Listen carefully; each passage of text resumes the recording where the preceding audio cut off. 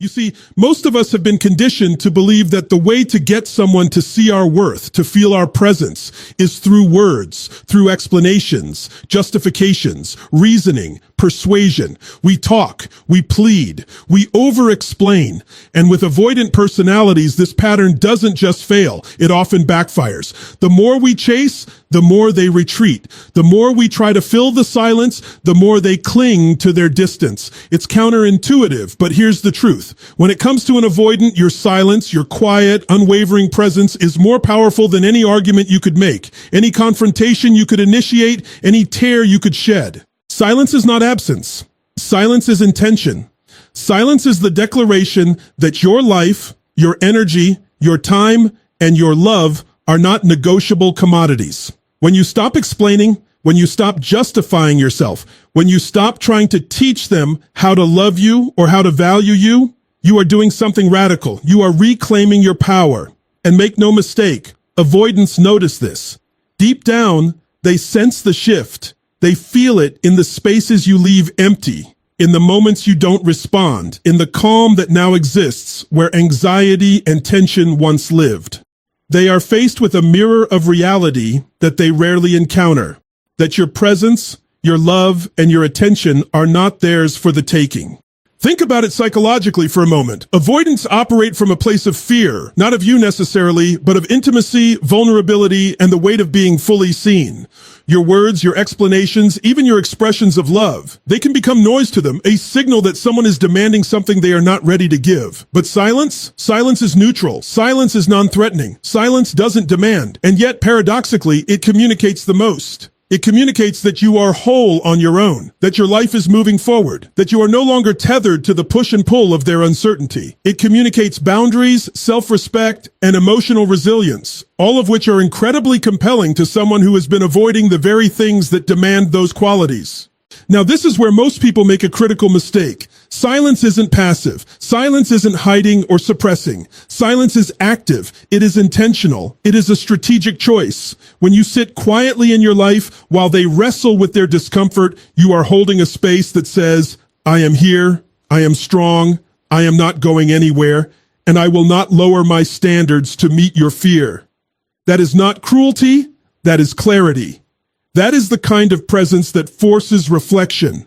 Avoidants may resist it at first. They may try to provoke a reaction. They may reach out only to withdraw again. But the seed has been planted. They have been shown that love is not about availability. It's about presence, integrity, and consistency. And they are forced to ask themselves, often unconsciously, why is this person different? Why are they not chasing me? Why do they not bend to my fear?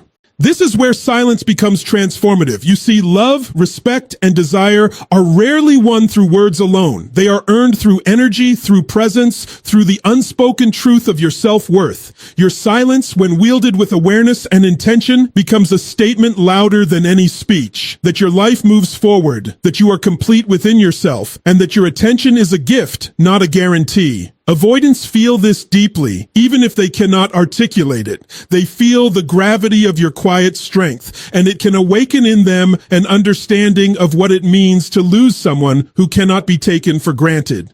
So when you step back, when you release the compulsion to explain, to negotiate, to fight for attention, you are not abandoning them. You are honoring yourself. You are honoring the truth that your presence has value, and your absence, when necessary, has meaning. The power of your silence lies not in withholding love, but in demonstrating that your love, your time, and your energy are choices you make freely and not under duress. And here's the final, undeniable point. Silence hurts, not because it is cruel, but because it reveals reality. It forces them to face the consequences of their avoidance without judgment, without accusation, and without manipulation. And in that reflection, they often see you more clearly than they ever did when you were speaking, pleading, or chasing. Your silence, when rooted in self-respect and clarity, is not a void. It is a mirror. And in that mirror, they see the truth of who you are. You need to understand this deeply. Your value is not up for debate. It's not something that can be measured, negotiated, or diluted to accommodate someone else's fears. When you're dealing with an avoidant, they will unconsciously, or sometimes consciously, test you, push your boundaries, or diminish what they can't fully embrace. They will challenge your confidence, your choices, and even the very worth you assign to yourself. And here's the critical truth. If you allow them to rewrite your value in their own image, you lose the very thing that makes you magnetic in the first place. Avoidants operate from a place of fear. They fear intimacy. They fear vulnerability. And they fear the weight of their own emotions.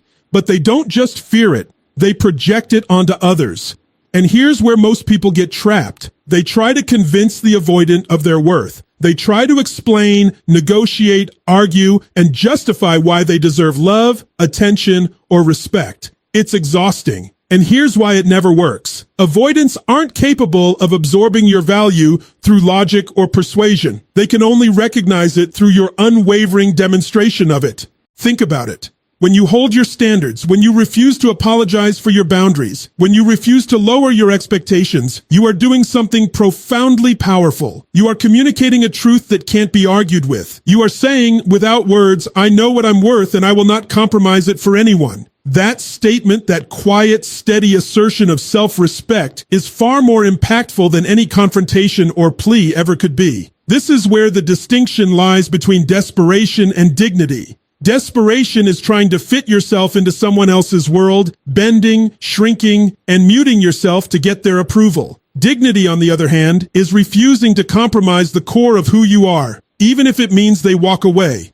And here's the paradox. The more you embody dignity, the more powerfully you demonstrate your value, the more an avoidant begins to notice what they've been missing. Not because you told them, but because you lived it. Your value is rooted in authenticity. It's not in performing, pleasing, or anticipating the avoidant's next move. Your value comes from the totality of who you are, the energy you bring into the world, the integrity of your actions, and the clarity with which you hold yourself. Avoidants are drawn to this, but often it scares them. They may push back, retreat, or test you more because they are not used to someone existing fully, without compromise, without fear, without apology. And that, my friends, is the point. When you refuse to negotiate your value, you reveal a mirror they can't ignore. They see a life, a presence, a force that doesn't revolve around their insecurities, and suddenly their own fear of loss becomes palpable. Now, this isn't about ego or pride. It's not about proving them wrong or making them regret their choices. It's about alignment.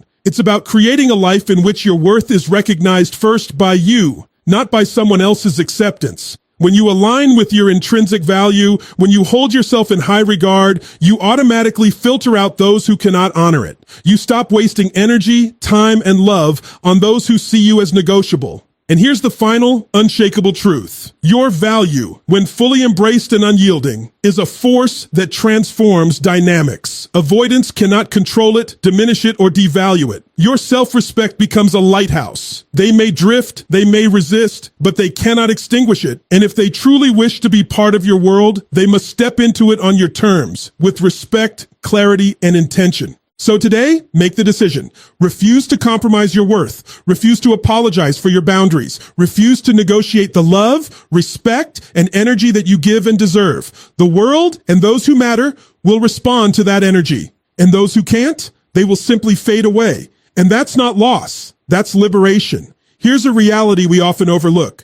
Avoidants thrive on uncertainty. It's almost instinctual for them. They are masters of push and pull dynamics, navigating life in a way that keeps intimacy at arm's length. They create situations where you're constantly guessing, analyzing, and bending to their invisible rules. And if you are not careful, you can get caught in a cycle that slowly erodes your confidence, your clarity, and even your sense of self. The games they play are subtle, almost invisible, but they are real and they are draining. The first step to breaking free is to recognize the pattern. When an avoidant pulls away, it is often not about you, at least not directly. It's about the fear, discomfort, or past pain they carry that makes closeness feel like a threat. When they come close, they may push back. When they withdraw, they may test your commitment. And here's the catch. We often respond exactly the way they expect. We chase, we plead, we over-explain, we beg for reassurance. And in doing so, we reinforce the game. We become players in a dynamic that doesn't serve us, and more importantly, that doesn't allow them to fully show up either.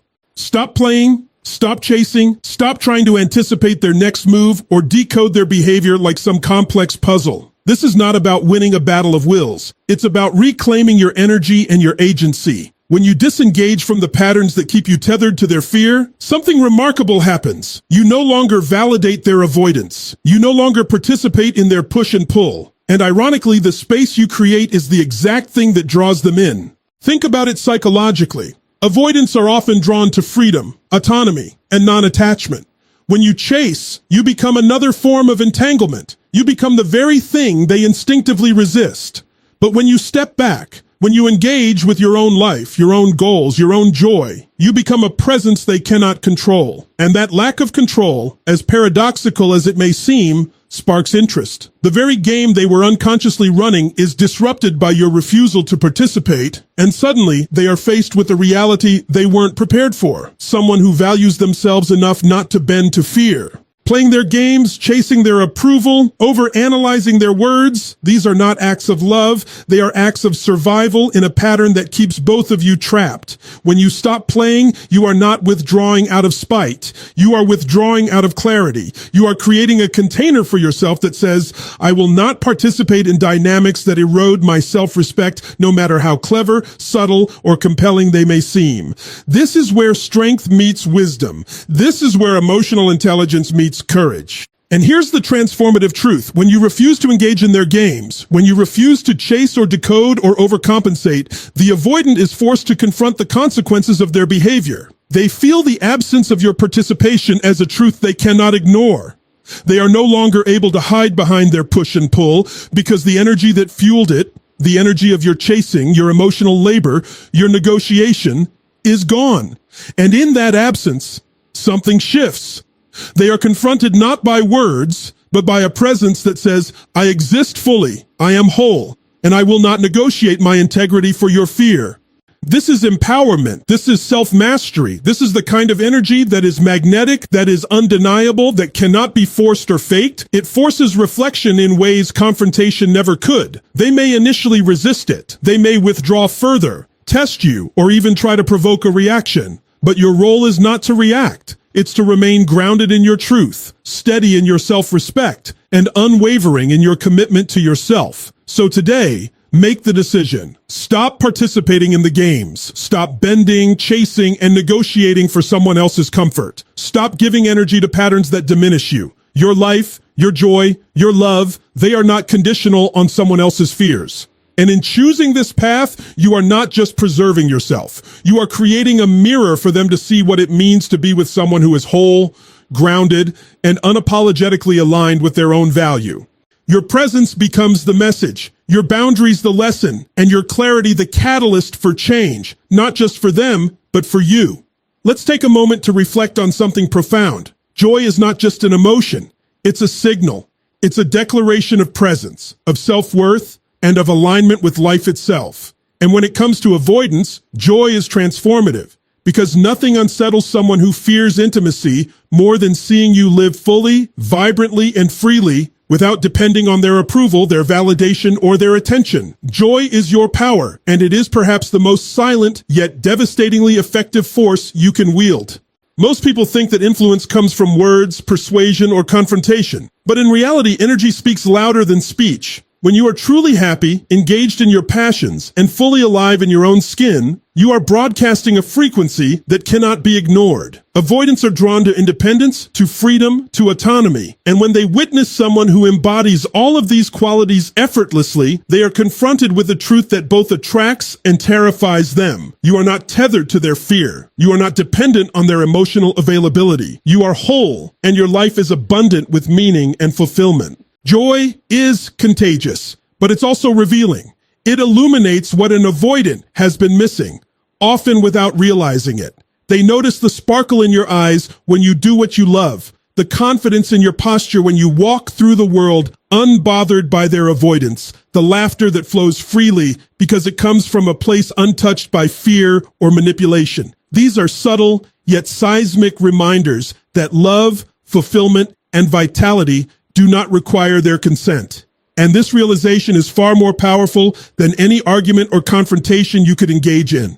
It bypasses their defenses and speaks directly to the core of what they resist. Connection that is honest, grounded, and unwavering. Here's the essential point. Joy is not about pleasing the avoidant or trying to make them jealous. It is not a weapon or a tactic. It is an authentic reflection of your own internal alignment.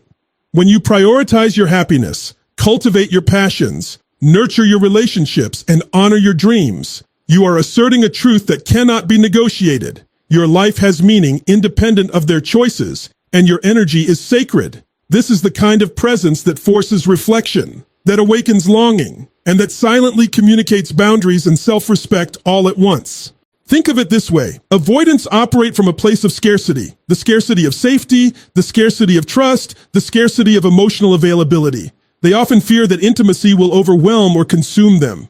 When you exist in joy, you embody abundance. You become a living proof that connection and fulfillment do not require surrendering your power, compromising your values, or diminishing your light. Your energy becomes magnetic precisely because it is untouchable by fear. It doesn't demand, it doesn't chase. It simply exists, vibrant and full, and in its existence, it reshapes the dynamic. Joy is also a form of resistance. Not aggressive, not confrontational, but steadfast.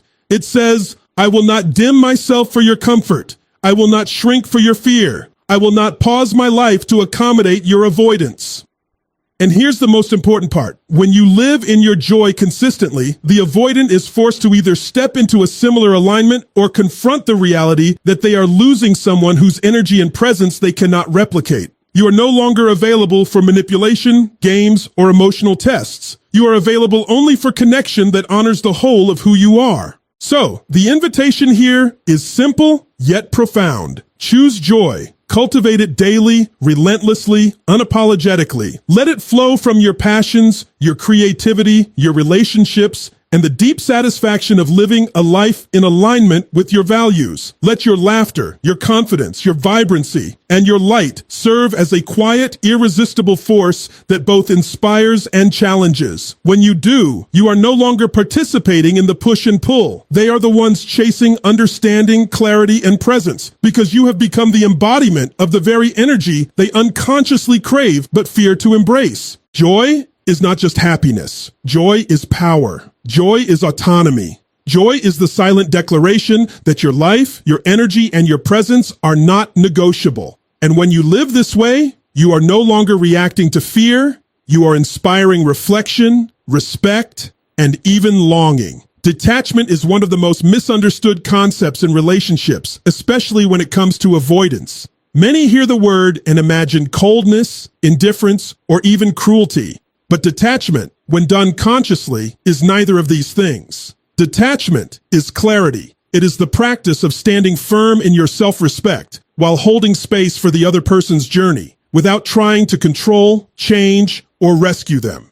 And when you combine detachment with compassion, you enter a realm of influence and power that words alone could never achieve. Avoidants operate from fear, the fear of being consumed by intimacy, the fear of vulnerability, the fear of losing autonomy. Their distance is not always a reflection of their feelings for you. It is often a reflection of the discomfort and anxiety they feel within themselves. And here is where most people falter. They react to their distance with frustration, anger, or desperate attempts to pull them closer. They try to bridge the gap through reasoning, pleading, or emotional labor, not realizing that this very energy reinforces the cycle they are caught in. The more we resist their distance, the more we get tangled in the push and pull that defines their world. Compassionate detachment, however, is radically different. It is not ignoring, punishing, or withdrawing in anger. It is stepping back with understanding, with empathy, and with a deep awareness that you cannot fix someone else's fear. You cannot negotiate their comfort or force their growth. What you can do, what you must do, is protect your energy, honor your boundaries, and preserve your sense of self, all while recognizing that their reactions are a product of their own inner struggle. This is where the power lies. By detaching with compassion, you create a space where the avoidant no longer feels pressured, judged, or manipulated. You remove the emotional hooks that often keep them in cycles of avoidance. And paradoxically, it is in this space of freedom, freedom from chasing, freedom from demands, freedom from emotional chaos, that they begin to confront the reality of what they are losing. Your calm, composed, and compassionate detachment becomes a mirror. They see the life, the energy, and the presence they have been resisting, and they are forced to reckon with the consequences of their avoidance. Think of it psychologically. Avoidants often struggle with connection because it triggers a sense of vulnerability they cannot tolerate. When we react with desperation or blame, we reinforce the idea that intimacy is dangerous, that closeness equals threat. But when we respond with compassionate detachment, we communicate a radically different message. I see you, I respect you, I honor your journey, and I also honor my own. This duality is deeply disarming. It is neither coercive nor aggressive. It is simply aligned. It is truth in action. And avoidants, even when they resist acknowledging it consciously, feel the force of it. Detaching with compassion also transforms your own experience. It frees you from the exhausting cycle of trying to control what is beyond your control. You no longer carry the weight of someone else's fear. You no longer compromise your peace for the sake of their comfort. You step into a life where your energy is spent intentionally on growth, joy, connection, and purpose, rather than on chasing what cannot be forced. In this state, you are not only empowered, you are magnetic. Your presence becomes irresistible not because you demand attention, but because you exist fully and unapologetically. Here's the subtle, profound truth. When you detach with compassion, you communicate more powerfully than confrontation ever could. Avoidants cannot deny the clarity, strength, and balance you demonstrate. They cannot ignore the calm integrity of someone who refuses to be pulled into drama or chaos. And while detachment may initially provoke discomfort or resistance, over time, it forces introspection. It forces them to ask themselves questions they may have avoided for years. What am I missing? What does it mean to lose someone who cannot be taken for granted? Detachment with compassion is not a strategy to manipulate or punish. It is a conscious alignment with truth, self-respect, and integrity. It is the practice of showing up fully for yourself while allowing others to navigate their journey as they must. And in doing so, you teach one of life's most difficult lessons. Love is not control, and intimacy is not coercion. True connection comes from freedom, clarity, and mutual respect. So if you are holding back, if you are bending, if you are trying to force presence where fear dominates, remember this. Your power lies not in chasing, but in stepping back. Your influence lies not in confrontation, but in alignment. And your clarity lies not in reaction, but in compassionate detachment. There's a power in absence that is often underestimated, especially when it comes to someone with avoidant tendencies. For years, many of us have been conditioned to believe that to be loved, to be seen, to be valued, we must be present, constantly engaging, constantly explaining, constantly available.